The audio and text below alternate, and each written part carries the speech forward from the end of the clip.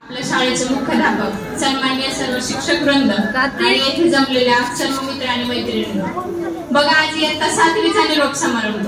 निरोप म्हटलं की प्रत्येकालाच गहिवरून आलेलं असतं, पण हा निरोपाचा क्षण नाही, शुभेच्छांचा सण आहे. निरोपाचा क्षण नाही, हा शुभेच्छांचा सण आहे. पाऊल बाहेर पडताना आठवणीत रेंगाळणारं मन आहे. प्रत्येकाचं मन आज शाळेच्या आठवणीत भटकत आहे.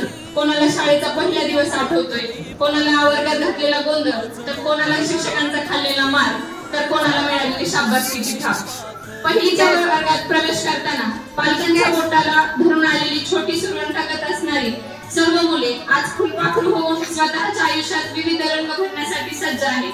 शाळेच्या प्रत्येक कार्यक्रमात, प्रत्येक कामात तुमचा असणारा किलबिलाट. अगोदरच्या दिवशी एखाद्या कार्यक्रमाचं नियोजन झालं आणि ते सांगितलं की अगदी उड्या मारत प्रत्येक गोष्ट मनापासून करणारे तुम्ही. नवीन गोष्टीत असणारा तुमचा उत्साह, शाळेच्या परिसरात सतत धोकावत असणारा तुमचा आवाज, या सर्व गोष्टींचा आज शेवटचा दिवस आहे. तुम्ही सर्वांनी प्रत्येक शिक्षकाबद्दल तुमचे विचार मांडले, आपल्या शाळेबद्दल तुमचे विचार मांडले. या शाळेने तुम्हाला दिलेले संस्कार, जीवनमूल्य आणि शिक्षणाचे धडे, व्यावहारिक ज्ञान, या सर्व गोष्टी तुमच्यामध्ये रुजवण्याचा प्रयत्न सर्व शिक्षकांनी केला. पण हेच संस्कार, हीच जीवनमूल्य आणि हेच व्यावहारिक ज्ञान इथून पुढे तुम्हाला या सर्व गोष्टींची शिदोरी घेऊन जगात वावरायचं आहे. आणि तुमच्या भावी आयुष्यात हे सर्व वापरत असताना एक आदर्शवादी विचारांनी सज्ज व्हायचं आहे. समाजामध्ये वावरताना तुम्हाला एक आदर्श माणूस म्हणून घडायचं आहे. आणि हाच आदर्श घडवण्यासाठी मॅडमनी सांगितले तशी सगळ्यात महत्त्वाची असते ती संगत.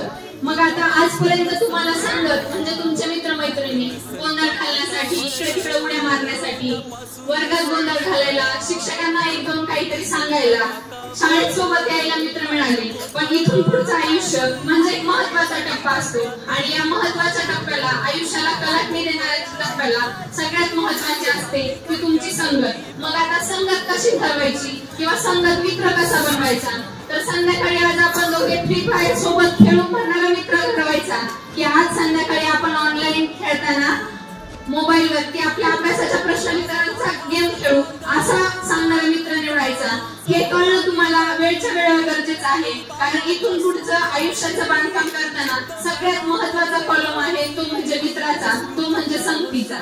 आणि हजारो मित्र बनवण्यापेक्षा किंवा इंस्टाग्राम, व्हॉट्सअप, फेसबुक याला हजारो मित्रांची फ्रेंड लिस्ट बनवण्यापेक्षा, जगाला दाखवण्यापेक्षा एकच मित्र असा बनवा की तो लाखात एक असेल आणि तो तुम्हाला तुमच्या आयुष्यातली प्रत्येक गोष्ट सांगेल. मग ती योग्य आहे, अयोग्य आहे, जे काही खरं आहे, खोटं आहे, तो तुम्हाला प्रामाणिकपणे सांगेल. असा एकच बनवा, पण तो एकच खूप मजा एक का असू द्या, कारण तो तुम्हाला तुमच्या भावी आयुष्यात खूप मोठी मदत करणार आहे. त्याचबरोबर आपल्याला विविध रंगांची माणसं, जशा विविध रंगांच्या वस्तू पाहायला मिळतात तशी विविध रंगांची माणसंही या समाजात पाहायला मिळतात. पण ही विविध रंगांची माणसं मिळालेली आपल्याला वेळेवरच ओळखता यायला हवी.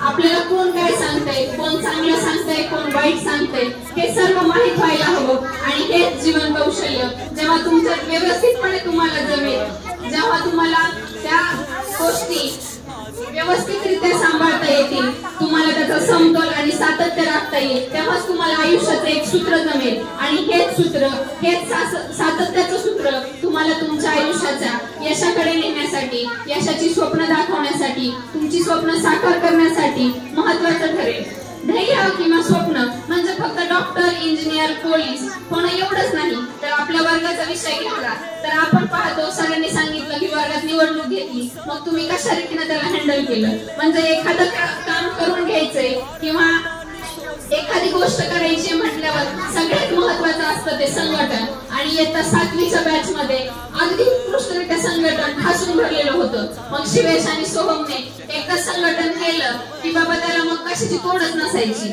मग ते शिक्षकांनी जरी सांगितलं तरी ते ऐकत नसायचे, कारण तो निर्णय त्यांचा ठाम झालेला असायचा. आणि तेच संघटनाची कार्यवाही करायची म्हणलं की कार्यवाहक कुठेतरी लागतो.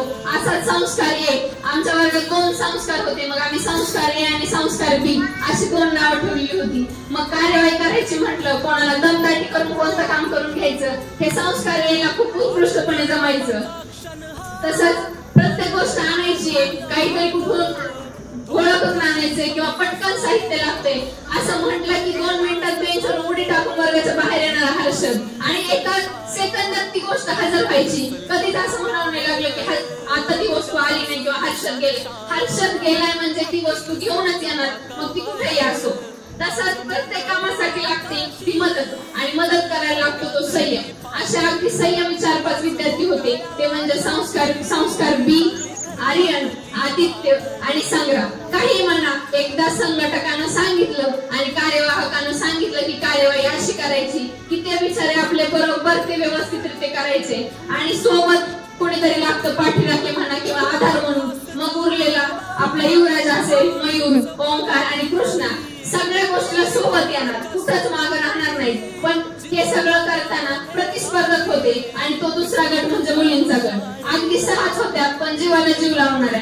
अगदी डबा सुद्धा आणला तर अगदी म्हणजे एखादीने नाही आणला तर त्या एक जण जेवत नसायचं, 6च्या 6 उपाशी राहायच्या. नाही म्हटली आरती किंवा नंदिनी एखाद दिवशी जेवायचं नाही म्हटली तर ह्या डब्या उचलून आतमध्ये जायच्या. कधी कधी चिडावं लागायचं की तुम्हाला डबे पण खायचं कळत नाही का. आणि सगळ्यात जास्त मार ह्याच बॅचनं माझा खाल्ला. माझी आयुष्यातली पहिली बॅच तुमची आहे.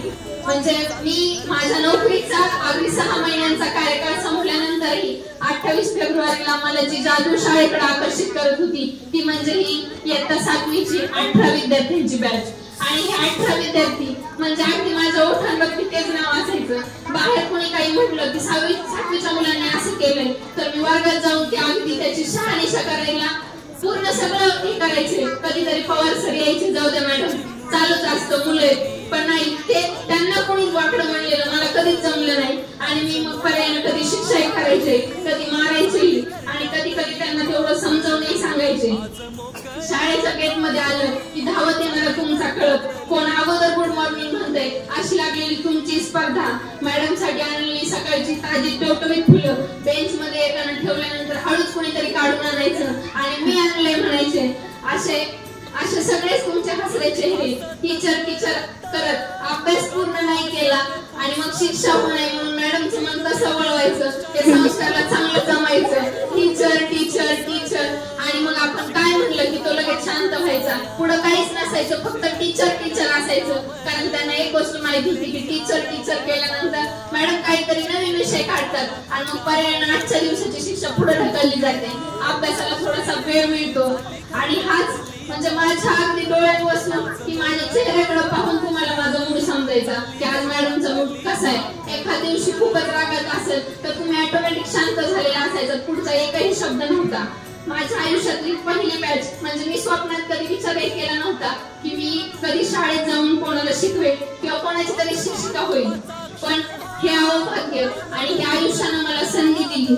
लोक देवाला प्रार्थना करतात पण तुमच्या रूपात मला खरं देव मिळाला. खरं ईश्वराचं रूप काय असतं तर ह्या रंगीबेरंगी चेहऱ्यात दडलेलं खरं ईश्वराचं रूप आहे. कारण 18 विद्यार्थ्यांची बॅच आणि तुमच्या ओठांवरची नावं, तुमच्याबद्दल असणारी तळमळ मला घरी कधी स्थिर बसू देत नव्हती. जरी सुट्टी असेल तरी मला एक दिवशी हुरूर लागायची की आज शाळेला सुट्टी आहे किंवा वर्गात एखादा विद्यार्थी आला नाही तर मी स्वतःहून फोन करायची पालकांना की कशामुळे आला नाही. म्हणजे माझं त्याच्यात काही नुकसान नव्हतं, परंतु मला माझ्या मनाला एक वेगळंच काहीतरी वाटायचं की एखादा मुलगा आला नाही किंवा एखादी मुलगी आली नाही. मग का आली नाही, तो आज तुम्हाला भेटला होता का, तो मला आज सकाळी दिसला होता का, इथपासून माझं ऑब्झर्वेशन असायचं. तुमच्या वर्गात 1 सप्टेंबर 2024 ला माझी जॉईनिंग झाली आणि 2 सप्टेंबरला पहिला तास मी 7वी वरती घेतला होता. पहिल्यांदा शिकवताना मी सायन्सचा विषय शिकवला आणि अर्ध्या तासानंतर म्हणजे दुसऱ्या दिवशी आल्यानंतर तुम्ही पवार सरांनी तुम्हाला विचारलं की मॅडम मी तुम्हाला काय शिकवलं तर तुमच्या चेहऱ्यातून एक समाधानकारक भूमिका आल्यानंतर पवार सर मला ऑफिसमध्ये येऊन म्हटले की मुलांना विषय चांगला समजला. म्हणजे गुरुनं शिष्याची स्तुती करायला खूप मोठं भाग्य लागतं. कारण पवार सरांची मी आता 4थी पर्यंतची विद्यार्थिनी आहे. आणि सहवास काय असतो, अगदी 4 महिने ऊसतोडणीला गेलेला युवराज 4 महिने ऊसतोडणीसाठी पालकांजवळ राहिला, परंतु तो तिथून मला रोज फोन करायचा की मॅडम तुम्ही कशा आहेत. म्हणजे बुद्ध्यांक हा महत्वाचा नसतो तर माणसाच्या मनात असते तळमळ. आणि कृष्णा ओंकार मयूर अगदी अक्षरांची ओळखही नव्हती या मुलांना. कधी बोलणं नसायचं, कधीतरी ते अभ्यासाच्या कारणाला मागे बसलेले असायचे. परंतु एवढ्या 2-4 महिन्यात त्यांना अभ्यासाची एवढी गोडी लागली की मी एका दिवशी वर्गात गेले नाही तर स्वतः वही घेऊन बाहेर यायचे, मॅडम आज काय अभ्यास करायचा आहे.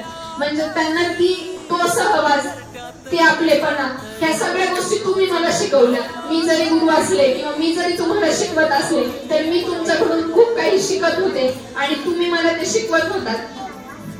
इयत्ता 6वी ते 7वी अगदी पदवीधराचा दर्जा मला येवले सरांनी दिला. 2 महिने म्हणजे 1 सप्टेंबरला जॉईनिंग झाली आणि 22 दिवस दुसरीचा वर्ग शिक्षकपणाची धुरा सांभाळली आणि 22 सप्टेंबरच्या नंतर अगदी डायरेक्टच प्रमोशन झाल्यासारखं माझं प्रमोशन ग्रॅज्युएशन दर्जाचं झालं. प्राथमिक पदवीधराचा दर्जा मिळाला आणि 6वी-7वीला शिकवण्याचा योग आला.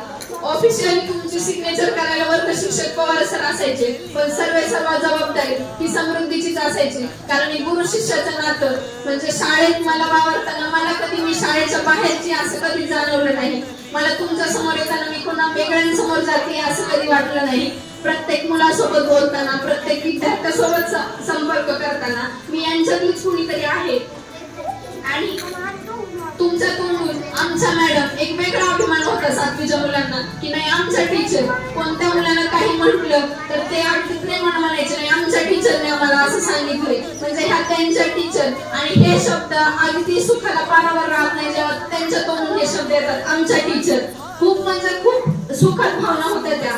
28 फेब्रुवारीला ऑर्डर संपल्यानंतर तुमच्यामुळे मी शाळेत येत होते ना. मला कुठल्या गोष्टीची अपेक्षा होती ना काही, परंतु शाळा आणि विद्यार्थी काय असतात बाळांनो गेल्या 6-7 महिन्यात माझी एक वेगळी ओळख निर्माण करण्याचा प्रयत्न हा केवळ तुमच्यामुळे झालेला आहे. आणि तुमचा सहवास, तुमच्या आठवणी, तुमच्यात रमताना मी 7वीच्या वर्गात जेव्हा शिकवायला यायचे तेव्हा मला माझा 7वीचा वर्ग आठवायचा की त्याच वर्गात मी कुठेतरी बसलेले असायचे, त्याच वर्गात मी कोणत्या तरी बेंचवरती होते, त्याच वर्गात मी तुम्हाला इंग्रजीचा विषय शिकवताना मला इंग्रजीचे शिक्षक असणारे जरे सर आठवायचे, मी तुम्हाला हिंदीचा विषय शिकवताना मला उकाटे सर आठवायचे, मी तुम्हाला एखाद्या सायन्स बद्दल किंवा इतिहास भूगोलचा विषय प्रश्न विचारताना मला नेहमी सर पवार सर आठवायचे. म्हणजे मी त्या वर्गात तुम्हाला नाही तर मी स्वतःला शोधत होते. मी कुठं होते किंवा मी त्या वर्गात कुठं बसायचे. मी तुम्हाला इंग्रजीचे शब्द विचारणं असो किंवा कुठलीही गोष्ट असो, मी माझ्या 7वीचे दिवस तिथे जगत होते. त्या वर्गातल्या आठवणी म्हणजे खूप वेगळ्या आहेत. काल मी तुमच्या सोबत फोटो काढले, अनेक फोटो घेतले, कारण ह्या एक आठवणी आहेत. हे परत वय नाही किंवा हे दिवस पुन्हा येणार नाही, ही बॅच पुन्हा येणार नाही. तुम्ही खूप मोठे व्हा आणि जे काही मिळवाल आयुष्यात ते नेहमी सुखद भावनेनं आणि समाधानी वृत्तीनं मिळवा. कारण आयुष्यात तुम्हाला अजून खूप पुढे जायचंय, खूप मोठ्या गोष्टी करायच्या आणि स्वतःच्या निर्णयांवर नेहमी ठाम राहायला शिका. कारण जो कोणतं क्षेत्र निवडाल ते क्षेत्र स्वतःला ठाम बनवेल आणि स्वतःच एक स्वतंत्र अस्तित्व निर्माण होईल असं निवडा. आणि कोणती पण गोष्ट करताना म्हणजे तुम्ही खूप चांगले शिकले किंवा खूप मोठ्या पदवीला गेले हे जरी शक्य झालं नाही तरी आयुष्यात एकच गोष्ट महत्वाची लक्षात राहू द्या, आपण कोणतंही काम करताना आपल्या आई वडिलांची मान कधी समाजात खाली जाणार नाही याची काळजी घ्या. कारण आपले आई वडील आपल्यासाठी जीवाचं रान करतायत, आपल्याला शिकण्यासाठी पाठवतायत आणि हे करत असताना तुमचा बुद्ध्यांक प्रत्येकाचा सारखा नाहीये. जे क्षेत्र निवडाल ते निवडा, फक्त आपले आई वडील आणि आपल्या आई वडिलांचे सुखद भाव जपण्याचा प्रयत्न करा. कारण तुमचे आई वडील तुमच्यासाठी खूप मोठी तळमळ करत असतात आणि समाजात वावरताना व्यसनाच्या आहारी कधीच जाऊ नका. मित्र बनवताना, संगती बनवताना, सोबत राहताना, मैत्रिणी बनवताना अगदी व्यवस्थित राहा. मुलं मुली असं काही नसतं. कॉलेजचे जीवन आले की मुलं मुली हे सगळे फ्रेंड्सच असतात आणि मग त्या वयात कोणतंच पाऊल चुकीचं पडलं नाही पाहिजे किंवा आपले आई वडील आपल्या आई वडिलांची मान खाली जाईल, आपल्या शिक्षकांना वेगळं वाटेल किंवा आपल्या शाळेचा अपमान होईल असं कधीच वागू नका. जे काही मिळवाल ते त्याला यशाची, तुमच्या पंखांना यशाची, मेहनतीची आणि चिकाटीची नेहमीच साथ राहू द्या आणि तुमचे पंख बळकट करा. जगात चांगला माणूस म्हणून तयार व्हा. तुम्हाला अजिबात म्हणजे असं हे नाही की तुम्ही डॉक्टर व्हा, इंजिनियर व्हा किंवा असा काहीतरी पेशा घेऊन समाजात या, पण आयुष्यात सध्याच्या पिढीला एक चांगला माणूस पाहिजे, एक आदर्श विचारांचा माणूस पाहिजे आणि हे आदर्श स्वतःच्या अंगी निर्माण करा आणि तुम्हाला तुमच्या भावी आयुष्यासाठी खूप खूप शुभेच्छा. तुमची आठवण आणि तुमच्या सोबत गेलेले क्षण नेहमीच मला आठवणीत राहतील, स्मरणात राहतील. अविस्मरणीय अशा आठवणी आहेत आणि सगळ्या शब्दात बोलणं शक्य नसतं. एवढं बोलून मी माझे 2 शब्द संपवते. तिची मुकली सारी झाली मोठाली लेकर, आज मोकळ्या आकाशी चालली घरट्यातली पाखर.